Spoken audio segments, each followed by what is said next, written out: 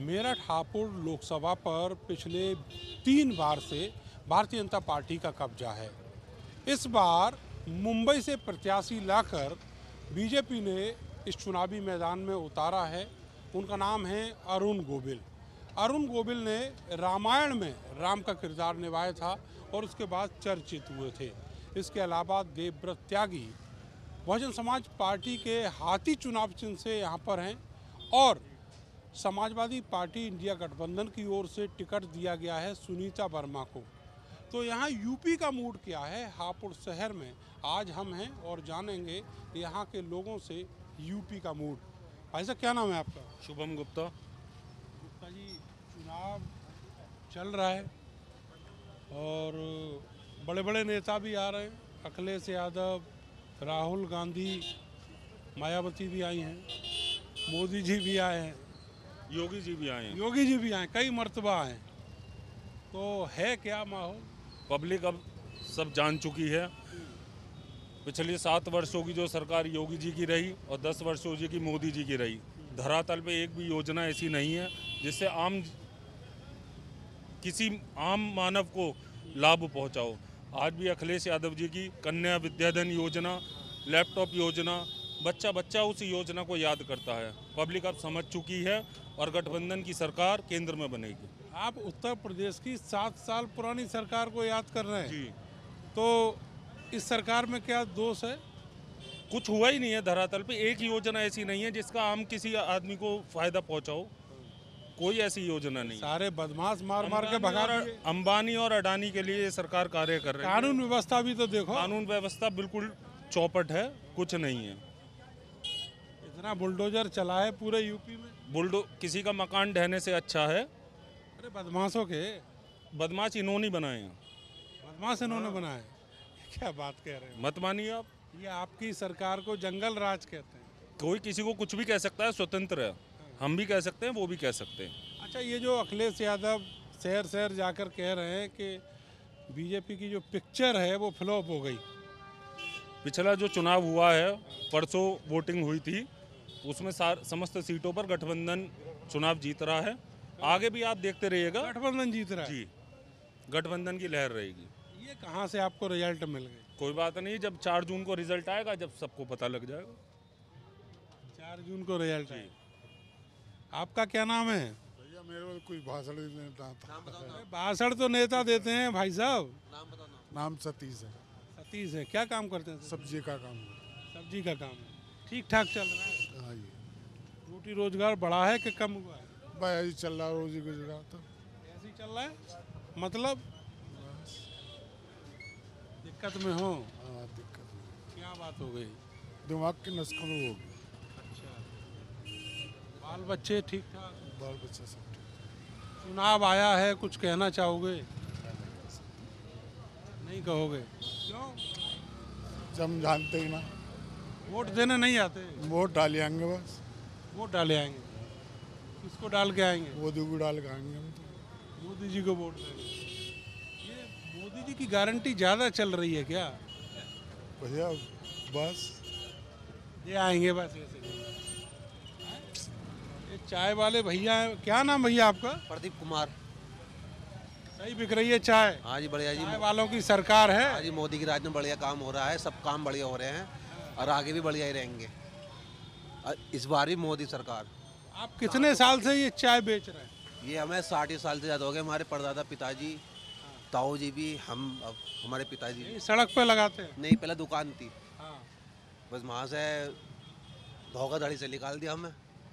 मतलब सड़क से, ये दुकान थी, हम पे दुकान से सड़क पे आ गए। अब सड़क पर आ गए हम।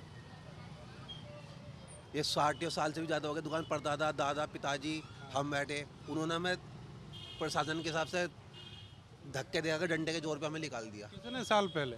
ये अभी महीने भर भी नहीं हुआ। महीने भर पहले? अरे ऐसे कैसे निकाल देंगे? योगी की सरकार है। बस क्या करें, हमारे साथ बहुत ऊंची पार्टी है, हम गरीब लोग हैं। भाजपा वाले हैं? हाँ। और अरे आप तो सपोर्टर हो बीजेपी के। फिर भी उन्होंने हमें निकाले डंडे के जोर पे जी। अच्छा जी। हाँ जी। तो पुलिस के पास नहीं गए? गए तो उन्होंने तो निकाल दिया उनके जरिए, तो उन्होंने पैसा वर्ग जैसे भी अब धोखाधड़ी से तो निकाला। अत्याचार हुआ आपके साथ, हाँ जी। तब भी खुश हो? खुश कहाँ है, अपना वो निकल के अब तो इन्होंने यहाँ पे इनका ठिया तो इन्होंने हमें थोड़ा बहुत दिन को लगाने को दे दिया। फिलहाल तो मैं ऐसे ही कहीं ना कहीं जुगाड़ अपना जैसे भी बनना है। तो आपका तो बहुत बड़ा दिल है, आप तब भी मोदी जी के प्रशंसक हैं। हाँ जी बिल्कुल जी। अब की बार 400 पार। क्या बात है, दुख में भी। और जो है, जो सही बात है वो सही कह रहा हूँ मैं। हाँ जी। जिसने रोटी रोजगार छीन लिया उस सरकार में भी 400 पार। ऐसा है, हम भी तो उनकी सपोर्ट नहीं है, हम भी तो सपोर्ट नहीं है। हम भी तो तो मैं देख ही रहा हम हूँ। बीजेपी से ही, हम भी। अच्छा, आप भी बीजेपी से हो? वो बड़ी वाली पार्टी आ गई, हाँ हाँ, बड़ी पार्टी ने आपको पछाड़ दिया। पिछाड़ दिया, हमें निकाल दिया। लेकिन अच्छी बात है, आप अभी भी मुस्कुरा रहे हैं। धोखाधड़ी से मुस्कुरा रहे हो ना? मुस्कुराना तो पड़ेगा, और क्या करें बताओ, कौन सा। क्या नाम भाई साहब का? मेरा नाम शाहिद मंसूरी है। मंसूरी साहब, क्या चल रहा है चुनाव में? बस चुनाव में वोटर जो है बहुत साइलेंट है, हर समाज का साइलेंट है। आप कह रहे हो वोटर साइलेंट है, रामायण वाले राम जी घूम रहे हैं गली गली। देखो, नकली राम घूम रहे हैं, नकली राम को कोई शायद पसंद नहीं कर रहा है, तो वो बाहर के हैं, बम्बई के हैं। ये क्या बात कह दी आपने? जी। वो कह रहे हैं हम यहीं पैदा हुए, यहीं पले बड़े। अच्छा, हाँ। किसने कह दिया यहीं पले बड़े हैं? वो तो खुद बम्बई। कह रहे हैं, वो चारों तरफ कह रहे हैं। नहीं, वो कहें कुछ भी, लेकिन कोई खास विकास नहीं है। वो उन्हें भी जिताने से क्या फ़ायदा है? 2 बार भी तो पहले बीजेपी का जिताए थे। 3 बार जिताए। 3 बार जिताए या 2 बार जिताए, विकास कहाँ हो रहा है? अब ऐसा विकास हो रहा है, चाय वाला दुकान पे था बेचारा, सड़क पर आ गया, ये है विकास। तो उनकी विचारों की करोड़ कथा है, लेकिन बड़े दिल वाले हैं ये। बड़े दिल वाले ने जबरदस्ती कहलवाया आपने, बड़े दिल वाले हो, मुस्कुरा रहे हो, वो तो बेचारा परेशान है। देखो, वो तब भी मोदी को सपोर्ट कर रहे हैं। ना मना कर रहा है बेचारा, वो तो कैमरे। भैया मोदी को सपोर्ट नहीं कर रहे। देखो सपोर्ट तो देखो, जब हम इंसान हैं, किसी न किसी को वोट तो डालेंगे, अधिकार है, वोट डालने का अधिकार है। कह रहा बेचारा, वो उससे कहलवा रहे हो जबरदस्ती। आप कहलवा दो ना, आपको जो भाई, ऐसा नहीं है। जो आदमी आप जो कहलवा, आप ये बताइए, पत्रकार हो या आप पार्टी के प्रवक्ता हो, पहले तो ये बताइए आप। ये तो जो आपकी समझ में आए हम वही है। पत्रकार हो तो आप न्यूट्रल होकर के सवाल करिए, और सवाल को फिर कह रहा सुनने की हूँ, क्षमता रखिए। इस व्यक्ति से आप मैं जो कह रहा हूँ, कहलवाना उसने चाहो पहले आप क्या कहलवा कहा? दो। उसने पहले कहा जी हम सड़क पर आगे, जबरदस्ती प्रशासन ने हमें निकाल उसने दिया। तारीफ की, हमने पूछा कि यहाँ कैसे। तारीफ नहीं की, उसने कहा कि जी हम दुकान पे थे, 60 साल से हम चाय बेचते हैं, ये विकास क्या? 60 साल से बेचारा आज भी चाय बेच रहा है। इसके ताऊ ने चाय बेची, इसके दादा ने चाय बेची, दुकान पे से सड़क पर आ गया, तो ये क्या विकास है? कोई उनका कहना था इनसे तगड़े वाला भाजपा इनको मिल गया। कहाँ भाजपा इनको मिल गया? तो अगर तगड़ा भाजपा ही मिल गया तो ये कोई जबरदस्ती है, तो दादागिरी की होगी। तगड़ा मिल गया तो कमजोर को निकालेगा वो। कोर्ट में इन्होंने अपील भी करी, इनकी सुनवाई नहीं हुई। इस सरकार में धोखाधड़ी से इनको निकाल दिया गया। बात तो ये कह रहे हैं कि धोखाधड़ी हुई। ये भाजपा के हैं, फिर भी बेचारे देखो मायूस हैं। आप इनके लिए क्या कर सकते हैं ये बताइए। किन के लिए? अगर सत्ता आ गई तो इनके लिए एक दुकान बना करके देंगे। सत्ता अगर बहन जी की सत्ता, याद रखना, ये बहन जी की सत्ता आ गई तो तुम्हें दुकान देंगे बना के। ठीक है, ठीक है जी। समाज पार्टी की सत्ता आती है, बहुजन समाज पार्टी की सत्ता आती है, बहन जी प्रधानमंत्री देश की बनती हैं, तो किसी की ताकत नहीं है पुलिस वाले की छेड़ भी दे किसी को। ऐसा नहीं है भाई, ऐसा नहीं है। ना यहाँ गुंडे रहेंगे उत्तर प्रदेश के अंदर, देश के अंदर, और ना प्रशासन का कोई जुल्म होगा ऐसे गरीब लोगों अब पर। ये बताओ कौन से सन में सरकार बनेगी बहन जी की? कौन से सन में बनेगी? हो सकता अभी बन जा। फाइट ही बहन जी के भाजपा की और बसपा की है, दूसरी कोई फाइट नहीं है।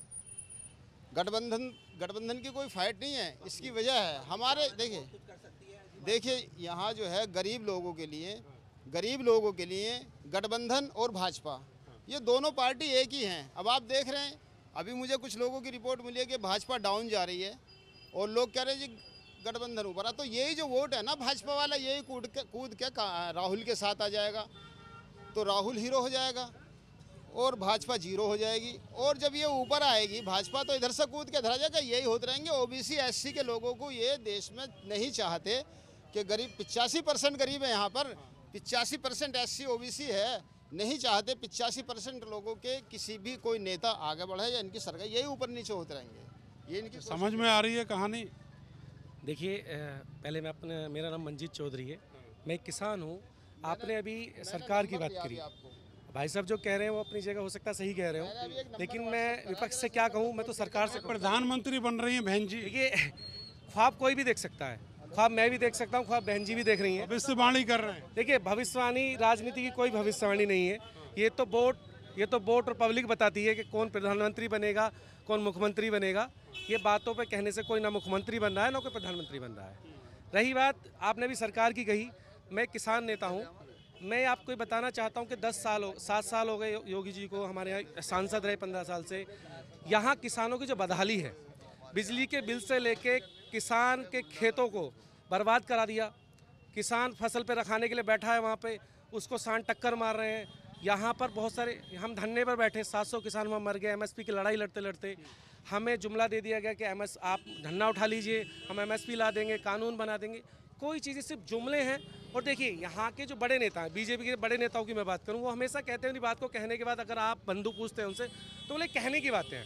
आपने अपना नाम बताया। मेरा नाम मंजीत चौधरी है। मंजीत चौधरी जी। चौधरी साहब जाट बरादरी। हाँ जी, मैं जाट हूँ भाई साहब। यार तुम्हारे नेता तो चले गए वहाँ बीजेपी के। देखिए नेता जनता चुनती है, बरादरी मैं नहीं मानता कि मैं जाट हूँ, वो जाट है तो मेरे नेता हैं। नेता वो है जो हमारे काम करे, हमें दुख की लड़ाई ले। हमारे जाट कहते हैं हमारे वो नेता हैं। देखिए वही बात है, अगर नेता है तो रुकिए ना, पहले चरण का चुनाव हो गया, पहले चरण का चुनाव हुआ, पश्चिम का चुनाव हुआ, जाटों का चुनाव हुआ, ये रिजल्ट बता देगा कौन किसका नेता है, कौन किसका जाट वोट नहीं दे रहे बीजेपी। देखिए जाट है जिसने चोट खाई है वो बीजेपी को वोट नहीं दे रहा। अपने मतलब के लिए मैं चला जाऊं, मैं बातें कहूं तो वो एक अलग बात है। आप पूरी बिरादरी को अगर इकट्ठा करके ये सोचो कि पूरी बीजेपी को वोट दे, जाट बिरादरी वोट दे रही है, तो नहीं दे रही है भाई साहब। अपने मतलब के 10 लोग वहाँ खड़े हो गए तो आप पूरी बिरादरी को बदनाम नहीं कर सकते। ये कहना चाहते हो जयंत चौधरी जो पलटे हैं, हाँ। वो केवल सत्ता की मलाई चाटने के लिए। बिल्कुल। देखिए उन्होंने इतिहास दोहरा दिया, जो इतिहास उनका पुराना चला आया था उन्होंने उसे बरकरार रखा। कैसा कि इतिहास? उन्हें गद्दी चाहिए, गद्दी के लिए वो कहीं भी बदल सकते हैं। उन्होंने अपने पिताजी की जो विरासत थी उसे बरकरार रखा। हमारे माननीय अजीत सिंह जी ने भी यही किया कि उन्होंने अपनी गद्दी के लिए, अपनी लालच के लिए हमेशा सत्ता के पक्ष में। नेता के पीछे क्यों रहते हो भाई? मैंने अभी आपसे कहा हम उनके पीछे नहीं हैं। देखिए वो 2 सीट लड़े हैं, बागपत और बिजनौर। ठीक है, आप वहाँ का रिजल्ट बताएगा कौन किसके पीछे, कौन किसके नीचे नहीं है। ये हम भीतरघात तो नहीं हो रहा कहीं? देखिए भीतरघात सब जगह है। अगर जिस सीट पे आप खड़े वहाँ भी है। अगर यहाँ बीजेपी के अगर किसी आदमी से आप पूछे तो 100% कहते हैं 400 पार की जो बात कह रहे हैं तो उन्हीं की भाषा में जवाब दोगे? देखिए हम तो वोट से जवाब देंगे। वोट से जवाब? बिल्कुल वोट से जवाब देंगे। देखो जनता वोट से ही जवाब देती है। तो ये पहले चरण का चुनाव फंसा हुआ है क्या? ये आपको ही पता है, मुझे ही पता है। देखो आइए, आपको ही पता है, ये मुझे ही पता है कि पहले चरण का चुनाव फंसा हुआ है। देखिए बागपत की सीट को लोगों ने 2 लाख 2.5 लाख वोटों को जीत का अंतराल बताया था। लड़ते लड़ते कहाँ आ गए? जयंत चौधरी जी को अपनी सीट बचाने के लिए लोगों से स्टेज पे मुजफ्फरनगर में वो कह रहे हैं कि मेरी विरासत को बचा लो। वो किनके लिए वोट मांग रहे हैं? जिनके लिए आज तक वो विरोध करते रहे। देखिए वहाँ दिल्ली में हमारी बहन बेटियाँ बैठी रहीं, उनके पक्ष में जयंत चौधरी जी खड़े रहे। आज ऐसा क्या हुआ? 15 दिन में ऐसा क्या हुआ कि जयंत चौधरी उनके लिए प्रचार कर रहे हैं? जनता सब जानती है, वोटर सब जानता है। जीत लिया उनका बीजेपी। अरे भाई क्या दिल जीत लिया? जो रत्न दे दिया उनके भारत रत्न को मिलना था वो बीजेपी ने अपने पास से नहीं दे दिया। जो भारत रत्न के लायक है वो मिलेगा। चलो इधर भाई साहब भी खड़े हैं। क्या नाम भाई साहब? मेरा नाम सुमित कंसल है। कंसल साहब, ये तो बहुत बड़ी बातें कह रहे हैं चौधरी साहब, बड़े खफा से हैं जयंत चौधरी से। अब देखो जी, जब उनका नेता हमारे मोदी से प्रभावी होगा, हमारी सरकार में आएगा तो दुख तो होगा ही। पर हम तो जानते हैं काय को खुशी होनी चाहिए। नहीं, इन्हें तो होगा ना, हमें तो खुशी हो रही है। हमें खुशी हो रही है कि हमारे प्रधानमंत्री जी और बड़े मुख्यमंत्री के काम से सब प्रभावी हो रहे हैं और हमारे इसमें सब शामिल हो रहे हैं। क्यों? सब छोड़ कर रहे कि क्या नाम उसका, जो काम कर रहे हैं मोदी योगी जी बढ़िया काम कर रहे हैं। और मैं जनता भी सब कुछ है, कोई जनता ऐसी नहीं है कोई कहीं विरोध कर रही हो। और अब की बार हमारी सीट 400 सीट आएंगी, कोई कुछ भी कहे जाओ, अब सीट 400 सीट आएंगी हमारी। अच्छा एक बात बताओ आप, ये इस मुगालते में है कि जो जयंत चौधरी के वोट हैं वो कहीं कट रहे हैं? ऐसा कुछ नहीं है जी, ऐसा कुछ नहीं है। सब ये लोग भ्रम करा जा रहा है, कुछ नहीं है ऐसा। सारा वोट बैंक सब मिल रहा है। ऐसा कुछ नहीं है। संजीव बालियान भी जीत रहे हैं। भाई साहब हम जब 400 जीते तो हमसे वो थोड़ा ना जाएंगे। जब सीट 400 आ रही है सब जीतेंगे हम तो। हार कौन से रहे हम? हमें तो बताओ हार कौन से रहे हम? हार कौन से रहे हम तो ये बताओ ना। अच्छा ये बता दो, आपके जो मोदी जी का नारा है 400 पार, इसका आधार क्या है? कौन सी ऐसी योजनाएं हैं आप बताओ जिनसे लोग जो है वाह वाह कर रहे हैं? आज सारे शहर गांव सड़कें सब सड़कें बन गई, गरीब आदमी को अनाज मिल रहा है। हाँ, क्या नहीं मिल रहा? आप बताओ क्या चीज़ नहीं मिली? घर में सबको मकान मिल गया, अभी दोबारा मकान की घोषणा होगी, सबको मकान मिलेंगे। गरीब आदमी की जेब में पैसा नहीं आया। ये देखो जी, पैसे की परेशान नहीं है, पैसा तो खूब आ रहा है कि कमी कहाँ पैसे की? बताओ आप, आज गरीब बचा कहाँ है? आज तो जो मोदी जी योजना 80 करोड़ कौन है? गरीब नहीं है तो। अरे साहब, सब मोदी जी तो दोबारा जो आने वाले 5 साल फिर दोबारा कर देंगे। आप हर मकान पे चले हो, सबके घर प्लेट लगी हुई है, सबके मकान इतने मकान मिले हैं, सबको अनाज मिल रहा है, खूब मिल रहा है, सब चीज़ मिल रही है। ऐसा नहीं है आदमी गए आज जो अस्पतालों में सारी दवाई उपलब्ध हैं, सब चीज़ उपलब्ध है। खुद मेरे घर में परिवार में बच्चा हुआ था, खुद बच्चे की मैं वैक्सीन लगता हूँ, सरकारी अस्पताल लगवाता हूँ, सरकारी अस्पताल मैं लगवाता हूँ। मैं हर अस्पताल है, सब में सुविधा है। तारीफ कर रहे हैं जी, कह रहे हैं कि सरकारी अस्पताल में सब कुछ आ गया। बिल्कुल आया, दवाई भी हैं, चिकित्सक भी हैं, मशीनरियाँ भी हैं। चिकित्सक तो नहीं है जी। मेडिकल कॉलेज जो मेरठ का है उसमें 90 से ज़्यादा सीटें खाली हैं। नहीं, सीटें खाली हो सकती हैं, लेकिन आप देखो ना कितने चिकित्सक हैं, वो भी तो देखो आए हैं। पहले कितने होते थे? 10 साल पहला डेटा उठाओ। और आप पूछ रहे हो कि क्षेत्र में विकास हुआ नहीं हुआ, कौन से सेक्टर में? एक सेक्टर लेके चलो। रही बात, एक पूछा आपने गरीब के, किसके पास पैसा नहीं है, कहाँ पे दिक्कत है? आप बताओ ना। हर एक आदमी अपना काम कर रहा, मजदूरी भी बढ़ी है, वो किसी से कह सकते हो? ये तो एक हर एक सरकार कहती है जी बेरोजगारी रहेगी। वो 2000 से पहले कोई यहाँ तहसीलदार नहीं घूम रहे थे सब, वो पहले भी थी, आज भी थी है। जो काम कर रहा है, बढ़ रहा है। ये तो जो बेरोजगार हैं उनका मजाक नहीं उड़ा रहे। आप बताओ फिर डेटा उठा। मैं बता रहा हूँ। आपने यहाँ पर पुलिस की भर्ती निकाली उत्तर प्रदेश में, उनके साथ कितना बड़ा मखौल हुआ, पेपर लीक हो गया, वो लड़के कितने महीने पीछे चले गए। अब मैं बता रहा हूँ, पेपर लीक हुआ, पकड़ा गया, वो जेल जा रहे हैं। उससे पहले देखो सपा गवर्नमेंट में तो फ्लूड लग के भी सुप्रीम कोर्ट से उन्हें बेचारे पास आउट हुए हैं। वो अन्य फ्लूड लगा के पास कर दिए गए थे। पहले तो लीक का पता नहीं। एक सवाल और है आपके लिए, जीरो टॉलरेंस क्या है? किस चीज़ के? जीरो टॉलरेंस अगेंस्ट करप्शन है। 7 साल में आप परीक्षा नहीं करवा पा रहे। अरे परीक्षा जो होनी है होएगी। जो भी काम हो रहा है सबके खिलाफ एक जैसी कार्रवाई। जीरो टॉलरेंस का मतलब ये है कोई नहीं बख्शा जाए, गलत काम करेगा। 6 महीने बाद इन सारे लाखों युवाओं को रोजगार दे दोगे? अगर लेट हुए तो उनकी आयु सीमा बढ़ी नहीं बढ़ी? जिनकी आयु निकल रही थी उनकी सीमा बढ़ाई गई ना, इसमें भी बढ़ाएंगे। बिल्कुल, वो गवर्नमेंट है, मैं थोड़ी बढ़ाने वाला हूँ। गवर्नमेंट काम कर रही है, अच्छा काम कर रही है तो बोला जाएगा ना।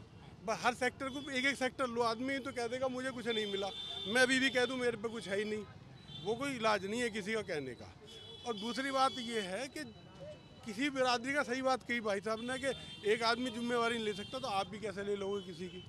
कोई भी पार्टी नहीं ले सकती ना। यहाँ का जो माहौल है, माहौल ख़राब हुआ विपक्ष का अपने आप। आप एक बात बताओ, एनडीए ने एक अपना पत्र जारी कर दिया, घोषणा पत्र कहो जो भी कहो। इंडिया गठबंधन ने क्या, 5 आदमी अलग अलग एक घोषणा पत्र बना के देते, जब मजबूती होती है सब अलग अलग दिखा रहे हैं अपना, वो मजबूत है। आपके हिसाब से कॉमन मिनिमम प्रोग्राम देना चाहिए। बिल्कुल, सारी पार्टी जब भी तो विश्वास में आएगा। ये सब इकट्ठे, एक बार बताओ, भाई साहब कहेंगे मैं ये कर दूंगा, आप कहेंगे ये क्या, उसका फर्क जाएगा ना। बेवकूफ़ बनाया जा रहा है। अगर इकट्ठा बैठ के बनाते, सीट शेयरिंग में इनके साथ दिक्कत हुई। जितनी मजबूती शुरू में दिखाई दे रही थी, जितनी मजबूती इंडिया गठबंधन की शुरू में वो अब नहीं दिखाई दे रही। भाई साहब क्या नाम है आपका? जी मेरा नाम मोहित त्यागी है। मोहित त्यागी। अरे त्यागी जी, आपकी तो हाथी वाले आए हैं यहाँ पे। ऐसा कुछ नहीं है, वो तो है जो कैंडिडेट प्रत्याशी घोषित किया गया है मायावती जी की पार्टी से, कुछ सोच समझ के किया गया होगा। अच्छा। लेकिन हम तो विकास के मुद्दे पर ही वोट देंगे। क्या विकास का मुद्दा है? विकास आप देख लीजिएगा, क्या विकास नहीं हुआ। राम मंदिर बन गया, उज्ज्वल गैस योजना भी चल रही है, प्रधानमंत्री योजना के तहत आपको गरीबों को पेंशन भी दी जा रही है। और आपको देखा होगा मजदूरी के सेक्टर में भी मनरेगा जो मजदूर हैं उनका वेतन थोड़ा सा बढ़ाया गया है। बेरोजगारी कहीं नहीं है, रोज़गार अपने से होता है। आप में इतनी काबिलियत होनी चाहिए, आप शिक्षा के आधार पर किसी भी कंपनी में, MNC कंपनी में जाके अपना इंटरव्यू क्वालिफाई कराएं तो आपको रोज़गार जरूर मिलेगा। सरकार से उम्मीद ना रखें। नहीं, सरकार के भरोसे आप किसी को ये नहीं कह सकते कि हम, हाँ कि हम जो हम पढ़ाई कर रहे हैं, जो शिक्षा ले रहे हैं, तो वो सरकार के भरोसे नहीं ले रहे ना, वो हम अपने बेसिस पे कर रहे हैं काम। तो अब की बार वोट किसको आपको? मेरा बीजेपी को। बीजेपी को वोट। और ये बाकी के लोग? बाकी के लोग जहाँ जाना चाहते हैं, सबका अपना अपना विचार है, अपना अपना मत है, वो किसी को रहे होंगे ना सबको। हाँ सुन रहे हैं, लेकिन मेरे हिसाब से तो बीजेपी ही शायद आगे। आपके तो त्यागी भी हाथी लेके आए हैं, नहीं वो तो लेकर, रहम कर लो। लेकिन हमारे मोदी जी भी राम जी को लेकर आए हैं। अच्छा, मोदी जी राम जी को लेके आए। तो सुप्रीम कोर्ट काहे को बैठा था उसमें? किस चीज़ में? उसी मंदिर वाले मुद्दे में। देखिए जब कोई चीज़ न्यायालय में चली जाती है तो उसको दोनों पक्षों को सुना जाता है। जब मुद्दा न्यायालय में चला गया तो सुप्रीम कोर्ट में उसको इंटरफियर करना पड़ा, जिसमें वो जो फैसला आया वो हमारे पक्ष में आया। त्यागी जी कह रहे हैं कि मोदी जी राम जी को लेके आए। नहीं, राम जी को तो राम जी लाए हैं, अपना आप ही आए हैं, तो राम जी को ला सकता है क्या? बस ये भगवान है। तो भगवान है, भगवान को ला सकता है। उन्हें नहीं लाके आ सकते ना? नहीं जी, तो त्यागी जी का दावा जो है वो गलत है। गलत है जी। नहीं गलत नहीं है, सही है, ये सही है दावा। कहाँ तपस्या करी मोदी जी ने? मोदी जी के राज में रामराज आया है और आने वाले समय में भी रामराज स्थापित होगा। ये कह सकते हो कि मोदी के राज में आया है, ये नहीं कहते मोदी लेकर आए हैं। नहीं, मेरा कहने का मतलब आप तत्पर समझे नहीं। मैंने कहा जो प्रत्याशी घोषित किया गया है, जिन्होंने किरदार रामचंद्र जी का निभाया रामानंद सागर जी के रामायण में, तो उसके बेसिस पे मैंने कहा। पर्टिकुलर नहीं, वैसे तो अरुण गोविल जी ही हैं। वो अयोध्या वाले नहीं लेके आए, ये वाले लेके आए। नहीं, अयोध्या वाले भी इतना बड़ा, देखिए राम मंदिर की स्थापना हुई 22 जनवरी को, पूरे भारतवर्ष ने। अरे आपकी जेब का पैसा लगा है, जो चंदा दिया था वो लगा है। देखिए मैं बताऊं, कोई किसी की जेब का पैसा लगा है उसमें सब अपनी अपनी श्रद्धा से ही लगाते हैं। ठीक है, आप चंडी मंदिर में भी का चंदा लगा हुआ पैसा लग तो गया, और तो लगाते भी नहीं है और बाकी खा जाते हैं। और अब अगला वाला आएगा, उसका क्या पक्का पता है कि वो क्या कहते हैं ईमानदार ही निकलेगा। अब जो निभा रहे हैं वो ईमानदार है, तो फिर उसके साथ ही ना चले हम। अभी तक क्यों कौन आएगा अगला? वही जो आ गया 2 बार, वही आएगा। और राम आएंगे? ये राम नहीं आएंगे, मोदी जी आएंगे। अच्छा, मोदी जी आएंगे। और यहाँ मेरठ में भी राम जी आएंगे। और कौन आया? मेरठ में वही आएंगे, राम जी आएंगे। इधर तो पूरा राममय हो रहा है मामला। राम में ही है मामला। ये है समाजवादी के युवा नेता। हम तो आम आदमी के नाते जवाब देंगे भैया, अगर पूछेंगे। नहीं, आपसे इनसे बात करिए। आप नहीं बोलेंगे? नहीं बोल रहे हैं हम तो। ये जो कह रहे थे त्यागी जी, इसको थोड़ा और क्लियर करिएगा कि इसके आने से फर्क क्या पड़ा है? किसके आने से? जो राम आने की बात कह रहे थे, वो तो देखो हिंदू राष्ट्र होना है, यू उसके वजह ही चल रहा सब काम ये। ठीक है ना, राम जी को भी लाए हैं, मतलब मंदिर बनवाया उन्होंने, इस तरीके से राम जी को लाए हैं वे। बस वैसे राम जी को नहीं ला सकता। कब तक हो जाएगा हिंदू राष्ट्र वाला मिशन? हो जाएगा, अब के हो जाएगा मोदी जी, तो अब इसमें हो जाएगा। 2024 से अगले 5 साल में कर देंगे इस काम।